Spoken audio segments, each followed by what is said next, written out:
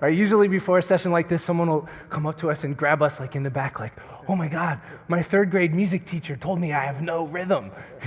If I have to leave early, don't take it personally. Well, I'm sorry to tell you, Tracy has posted assassins at all of the exits, so it's too late. No, actually, what I would like to say is that what we're going to do today is not really about a musical outcome. It's about a human outcome. So it's not about the quality of the music, it's about the quality of our experience together as a team. It's about the way we as a team can face a new challenge. I mean, I'm pretty sure this is new for everybody and most people, everyone's kind of all in this together. I mean, I know I'm making an assumption there. Maybe I should just check. The assumption I'm making is that the majority of the people in the room have never before played 13th century traditional folkloric percussion music from the Mali Empire of West Africa. That's a safe assumption? Okay, cool. So we're all in it together. So it's about being pioneers. It's about going beyond as a team. In fact, I'm thinking of one of my favorite groups of pioneers, of people who really push things to the next level. They're kind of obscure, 4 guys. You may have never heard of them before. They're called the Beatles.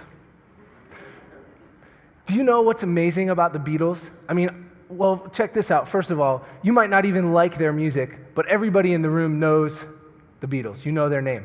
That's some pretty amazing brand power, right?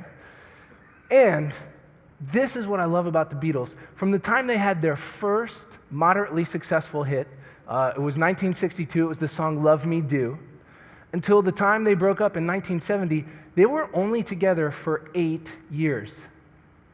8 years.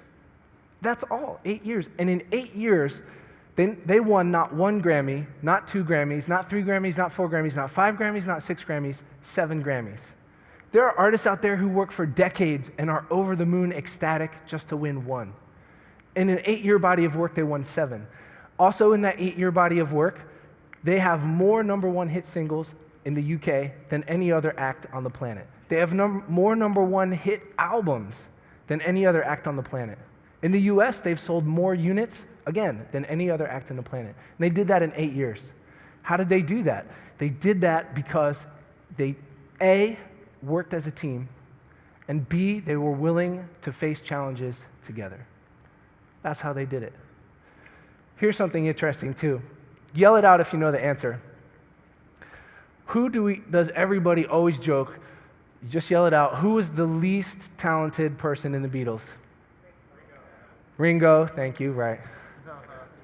I like you, Ringo. If you ever see this video, I just want you to know I like you. Check this out. I read last week that Ringo Starr has an estimated net worth of $200 million. Not bad for the guy who was the least talented person in the group, right? What if I told you this? What if I said, okay, I got a job for you. You only have to work this job 8 years.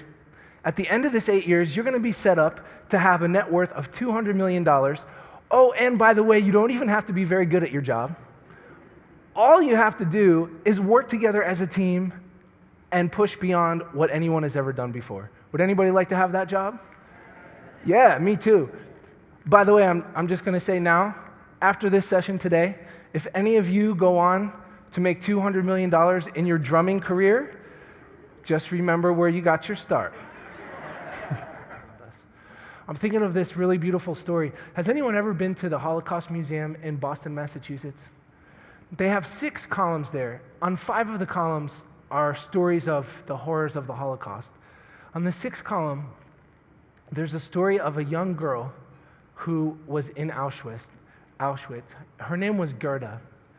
And in Auschwitz, she befriended her bunkmate, a 6-year-old girl named Elsa. One morning, Elsa found a single raspberry somewhere in Auschwitz. She put it in a protected place in her pocket, and all day long, she guarded that raspberry. That night, when Elsa got back to the bunk, her eyes smiling, she gave that raspberry to her bunkmate, Gerda. Imagine a world in which your entire possession is a single raspberry, and you give it to your bunkmate. That is about getting beyond yourself and connecting with the people around you. And that's what this music is all about. That's what we do here, and that's what we do at work, and that is your mission at AbbVie.